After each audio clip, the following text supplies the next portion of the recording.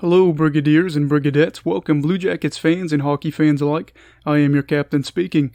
Welcome to the podcast, and let's dive into some hockey content.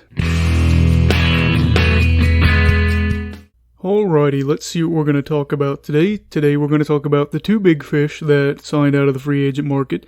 Yes, Alex Pietrangelo and Taylor Hall finally signed. We'll talk about that.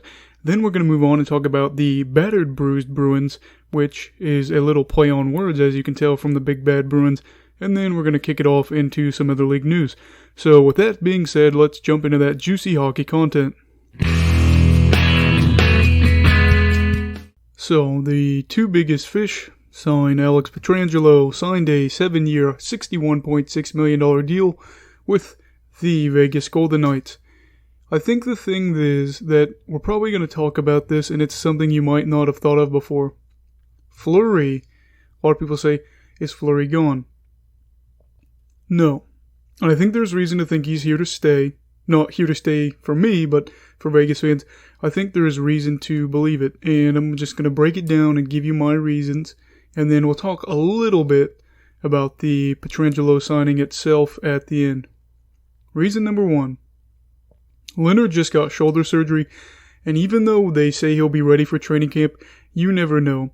I think one thing that we really have to talk about here is injuries are a tricky thing, and a goalie with a bum shoulder, you never know what's going to happen there. So I think the fact that Leonard just got shoulder surgery might have possibly kept Fleury in Vegas. Reason number two. Vegas's management thinks it's going to be a compressed season. So they want a 1A, 1B goalie situation, and they want Leonard to be healthy and ready for the playoffs. I think this is something that we could say has been, expected for the past few weeks, maybe a month or so.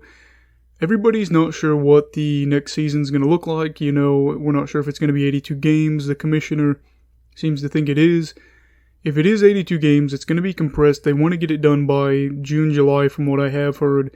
It's going to be really tough on the players. You do not want to have a goalie that's coming off shoulder surgery, being thrust in a role where he has to play 60 games, 65, because they have a bad goalie. I think that keeping Fleury here allows Leonard maybe to have 40, 50 games played, maybe a little bit less than 50. So I think that Vegas's management does look at this as we needed to make sure that Fleury was there to kind of buffer the load and, make it a little bit easier on Leonard coming back from that injury. Reason number three. Vegas is, we'll say, quote, all in on this window that they have. And being all in means they could not afford to have a bad backup. It really seems to me that if they are all in, they needed to keep Fleury. And I've said this before, I was going back and forth on what was and wasn't going to happen. But I think at the end of the day, if they wanted to be all in, they really needed to have Fleury. My thing is, if Leonard got hurt, why would you run the risk of having two bad goalies? You just wouldn't do that.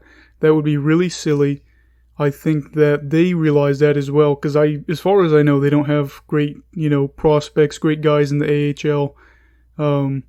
It's one of those things that they really couldn't afford this worst case scenario. Vegas, I think, prepared this worst case scenario by having Fleury stay. So I think this kind of proves that they're all in, but also is a safety net thing. Reason number four, they just traded Nate Schmidt away, whose cap hit is $5.95 million for the next 4 years. They moved it right off the books. Now I will say, with that being done, you're going to have to expect more moves from Vegas in order to be cap compliant. It is something that we will see how that goes, but with Schmidt being traded to the Vancouver Canucks, which we'll talk about more later in the back end of this show, they're not going to trade Fleury in his $7 million. We had talked about in the previous episode how they were looking to move him, but I can't see them doing that now, especially now that they got Schmidt off the roster and off of the books. I think that they will find somebody else to move, and I think Fleury's pretty safe here. And overall, I do think the Pietrangelo signing helps extend Vegas' championship window, and absolutely makes him a top 3 favorite to win the Cup next year. Yeah, I'd say next year. I think that them, Colorado, Tampa, a few other teams are going to be heavy favorites, but I do think this Pietrangelo signing does make them a top 3 favorite. And I think that Colorado and Vegas next year will be really exciting to watch, and I do think they're going to be in the conference finals against each other. And really, at the end of the day, we could look back at this and say the reason Fleury managed to stay with the Golden Knights the rest of his career, or at least through his 2 years left, is that Leonard got hurt. So we could look back at this in a few years and say Leonard's injury kept Fleury with the Golden Knights, and I think that's true. Now, the Pietrangelo signing, I think the biggest thing that I'm worried about is the no movement clause on his contract. It could come back to bite Vegas. It's a 7-year deal that's worth a lot of money, and Pietrangelo is a top 10 defenseman in the league, maybe top 5. I'd have to look around and see if I would agree with that. But he's a very good player, and they got a very good blue liner. The thing is, though, I've talked about this before. Everybody says Vegas is making great moves. Yeah, they are making great moves for now, but not for the future. Think about some of these guys. They're in their 30s. They are going to, in the next 4 or 5 years, be old and paid a lot. And they really just don't have a lot of prospects, a lot of high-end picks because they trade them out. I think that the thing is, a lot of these guys' contracts aren't going to be movable within 4 to 5 years. For Pietrangelo, maybe not within 4 years, but 5 to 7 years from now, who knows? And I think that they're going to be in a bad situation, but for the short time, I do believe that they are working on winning a cup there, and making this big move, I think, does allow them to probably win a cup within the next, I'd say, 2 years. And if they don't within that time, I don't know what to say about it. They will be competitive. I do think this was a good move for them for the short term. For the long term, I'm not sure. But the Pietrangelo signing, congrats, Vegas fans. I thought that he was probably going to go there. I don't think there's a lot of other places that I thought he could have gone. And even though they were over the cap, if they would have got him, and they are now, I just kind of saw him going there. Vegas had seemed infatuated with him throughout the process of post or pre-free agency and free agency. We'll see how it goes. I guess it'll probably get them a cup within a year or two. I don't know. I can't predict that. That's unpredictable. But if it does, it pays off. Now, the next thing that I want to talk about is the second biggest fish in free agency. Taylor Hall has signed a 1-year, $8 million deal with the Buffalo Sabres. This came out of the blue, came out of nowhere, and was unexpected by everybody. I don't know a single person that thought this was expected. But looking back at it now, I think that could actually be a smart move by Hall. He's playing alongside Eichel. He could push up his numbers and get a bigger payday. I'm not sure if he'll play with Eichel. They might push him down to the second line in order to get better scoring depth. But either way, Hall's going to have a pretty good year. I can feel it. The thing is, does Taylor Hall plan on staying in Buffalo? He says he wouldn't mind being there long term. And I think he means it, but I think he means it all for the wrong reasons. If they gave him a big money, long-term deal, I think, yes, he would absolutely love to stay in Buffalo. Who wouldn't? If you were given a big amount of cash for, let's say, 8 years, something like that, that's the max. I think a deal can go now, which is crazy that Ovi signed a 15-year deal back in the day. But if you sign a 8-year deal worth a lot of money, I think it's one of those things you wouldn't decline it. I can't imagine anybody would. So I do think that he would love to be in Buffalo, but I just cannot see them giving him that long-term deal, so we'll see how it plays out. Do I think that the Sabres make the playoffs? Personally, I think no, but the season could be weird and who knows what happens.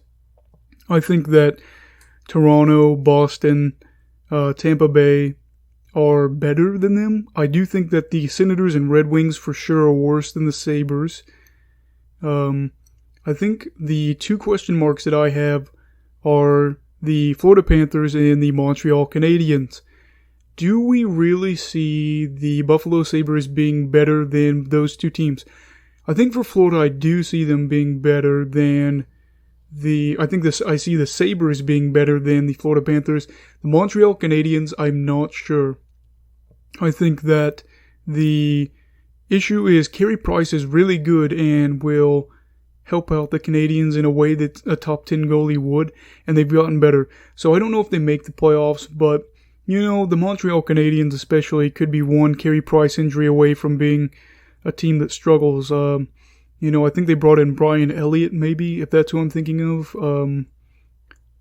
Or Jake Allen, one of the two. I can't think right now, but either way, they did try to fix some problems in net, but either way, I look at it like a Carey Price injury would really derail the Canadian season. So who knows? The Sabres could have this happen and they could make the playoffs. I think the additions of Hall and Stahl, yes, I did put them together and realize that was a rhyme. I do think the additions of Taylor Hall and Eric Stahl are huge and will help out Jack Eichel in terms of scoring depth. And, I don't know why, but I will always believe in Jeff Skinner till the day I die. For no reason. He had that 41-goal season, and I think that he's been subpar for the most part besides that season. I think that his name, gets pushed around a little bit too much because of that one amazing season. But I'm going to go for it. I'm going to buy it again. I have a hard time giving up on players that I'm a big fan of, and personally, I think that Jeff Skinner is going to have a better season than last season, and I think that overall the offensive is going to be better. And I think that this is a big move in the sense that it shows Jack Eichel that you're not going to do a rebuild and that you're going to try to at least be competitive for this year. We'll see what happens, but overall I do think kudos to the Sabres management. They have gotten better. One thing that worries me is I'm not sure what that goaltending situation is going to look like for the team. I think that the problems in net could be the thing that derails this season for the Buffalo Sabres. But finally, I do think that Taylor Hall is going to have a good season, and I think he's going to get a lot of great production and use that to abuse teams into getting a overpriced contract. I don't know. I could see the Sabres not wanting Jack Eichel to request a trade, and I could see them overpaying Taylor Hall and giving him a really long deal where it comes back to bite him big time, big time over the Pietrangelo signing just to make Jack Eichel happy for the current moment. The thing is, who knows? I mean, this Sabres team has got some potential, I'll give you that. But I think regardless, Taylor Hall is going to use this season, especially if he plays alongside Eichel, to get paid big time, and I think that the team that's going to sign him to the contract is the team that's going to lose. So that covers these two players, Alex Pietrangelo and Taylor Hall. And I know I covered what's going to happen with their teams more than them, but I felt like that was something important to address. So now with that being said, we're going to cover the Boston Bruins and some injuries that they're facing currently. Now we're going to talk about the battered, bruised Bruins. And within the past week, we've heard some stories about how banged up the Bruins are. And the three names that I want to talk about are Charlie McAvoy, number 73. He just had to have a right knee arthroscopy, and his return date is sometime in the off-season. Yes, I figured that I'd get arthroscopy wrong, and this could be wrong how it is now, but I think it's right. I practiced. So, please appreciate the fact that I practiced, because there were some stumbles when I was trying to pronounce it the first time I saw it. And then Brad Marchand, number 63, he's got a sports hernia repair that's just occurred, and his return date is sometime in January. I can tell you one thing. I've had a hernia before, and it hurts big time. I think that this could take a little bit longer to get healthy for him, and I think that a hernia is not something you want to play around with. Normally, I'm a guy that'll say, okay, sacrifice for your team, and, you gotta do these things in order to be a contender. You gotta sacrifice your body. And I will say with the hernia, I would not sacrifice it. I had one my junior year, and it hurt really bad, and I had to go to the doctor, and it was something that kind of kept plaguing me throughout the course of like a month. It is something that you have to be really careful about, and I hope that for Brad Marchand's case, that he does take this serious, because it is something that can plague you for a long time. And I think it'd be better to be safe than sorry. And I think that's something that he should worry about, getting healthy before going out there and playing, before maybe he's ready. The Charlie McAvoy thing going back to that, I think that's not as big of a deal, but I will say knee injuries are tricky. I'm not saying that I've ever played or had the skill or talent that these guys had. Heck, I've never even played hockey besides street hockey. But I will say, I played 3 sports from the time I was about 4 or 5 all the way through high school. I've had concussions, I've had a torn meniscus, I've had, some jammed fingers, fractured fingers, out of socket, joint, whatever fingers. I've had a lot of injuries. I even had to have foot surgery. I think that the McAvoy thing, the thing that surprised me with this is they said what knee it was, and if you're an opposing team, as awful as it sounds, you're going to lick your chops and try to hurt that knee. Charlie McAvoy, I don't understand. If I was him, I'd probably be mad that the Bruins released the fact that it was a right knee operation. I don't even know necessarily if it was them per se, but I saw it in an article talking about the doctors that had operated on all of these players. And I think the thing is, if I'm a team, I'm going to keep my mouth shut and I'm not going to say what happened to him. I'm just going to say this is the return date. I think you do have to release some information, but I definitely wouldn't release what knee it was. Now, David Pastrnak, number 88 for the Bruins, he just had hip surgery and shoulder repair. The return date for him is sometime in February.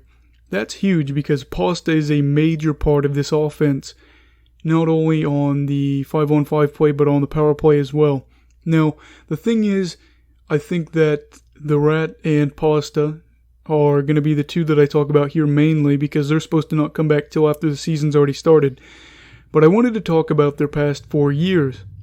And Brad Marchand, the past 4 years, 297 games played, 76 games played average, 3 seasons before COVID, so he played 76 games played on average for the past 3 years before the COVID season, 137 goals in that time, 34 goals per season, 28 goals this season, and he had 220 assists on the course of these 4 years, 55 assists per season, and he had 59 assists this season, so he probably would have got 55-ish. I'm not sure how many assists he would have got, but I think he would have had a shot possibly at getting 100 points on the year.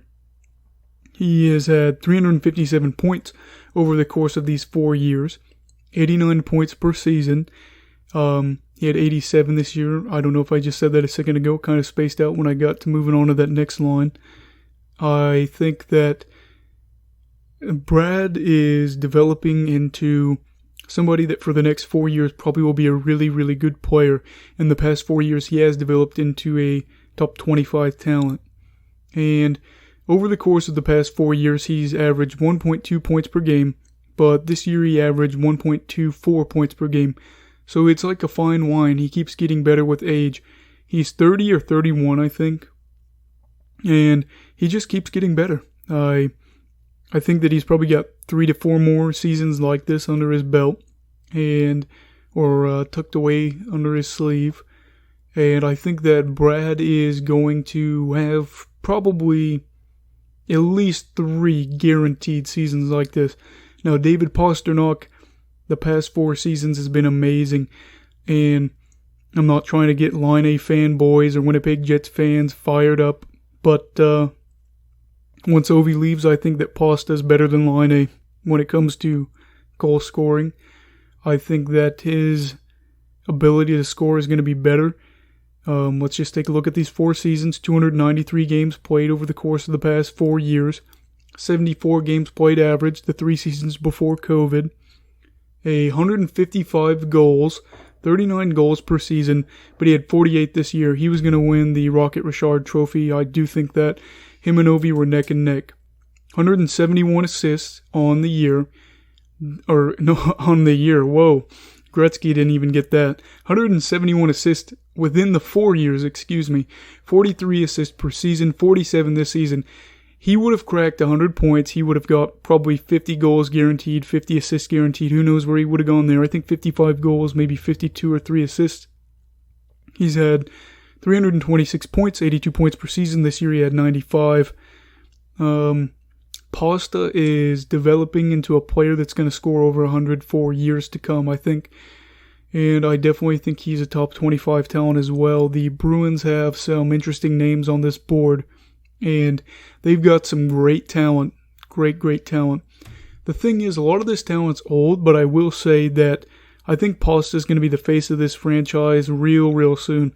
He shares the spotlight, but Chara's going to be gone soon. Bergeron's going to be gone soon. Rask is going to be gone probably by the end of this year.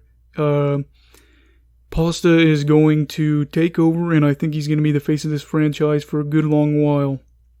Over the past 4 years, he's averaged 1.11 points per game, 1.36 points per game this season, and he has just developed into somebody that could probably get 1.5 points per game on average for the course of a season in his prime. The thing is that I want to talk about here is the power play for Boston could really struggle this year, especially big time in January.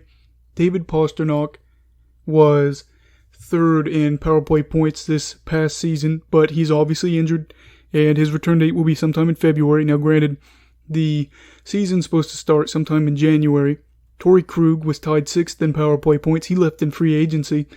And Brad Marchand was tied 6th in power play points this past season, and he is injured and will probably be gone at least 2 or 3 weeks of the beginning of the season.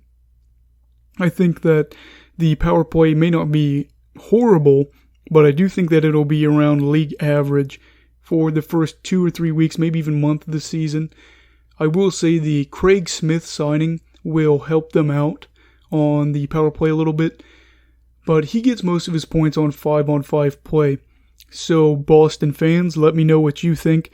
If you think that the power play will be fine without Pasta and the Rat in the first 2 or 3 weeks of the season, maybe month, let me know. I don't know if I agree with you per se, but it'll be a good opportunity to give some other guys a chance to step up, and we'll see what the power play looks like.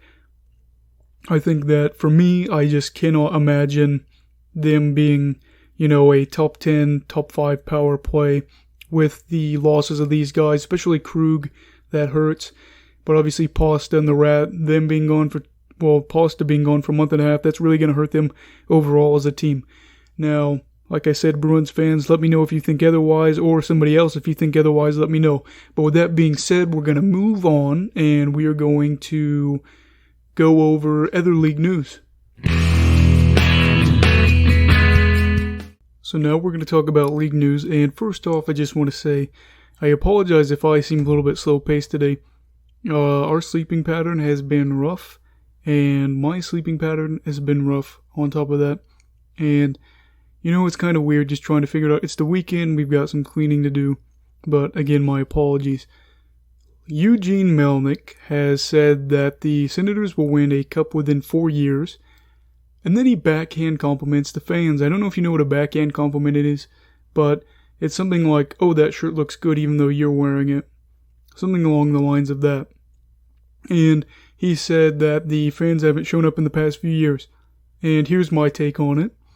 The stadium is far away, and I'm not exactly sure how far away it is from the city, but I'm pretty sure it's 25 to 30 minutes from what I've heard. And the team hasn't been anything special to watch for 3 years now. I am somebody that I feel you should be loyal to your team even when they're bad, but I realize loyalty is not as important to other people, especially, I know I'm 20, but, teenagers now, younger kids, they want to like the teams that are good. So, the Senators haven't been good in 3 years, so, I get that aspect, but at the end of the day, I think they will be better. I don't think that they'll win a cup within 4 years, but if Eugene wants to make that stretch, you make that stretch.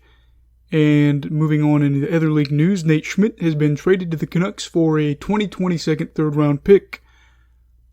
I like the fact that we got him, but I don't like the fact that we gave up a pick. And I think that maybe I would be a bad GM. You can say that if you want. But Vegas was up against a corner, and they needed to get some wiggle room for the cap. And if they're up against a corner, fleece them. I'm not saying get a first-round pick out of this, but we should have been the ones getting a third-round pick and Nate Schmidt so they could get some cap flexibility. I think that we gave them an easy way out. I mean, they got a third-round pick for Nate Schmidt. They got some wiggle room. It's frustrating that we didn't really do more to get that pick and not have to give up a pick, but it is what it is. Now, I will say with Tanev gone, who will the Canucks pair with? Hughes. I think that they'll split Hughes and Schmidt up to have some offensive punch from the blue line on multiple lines.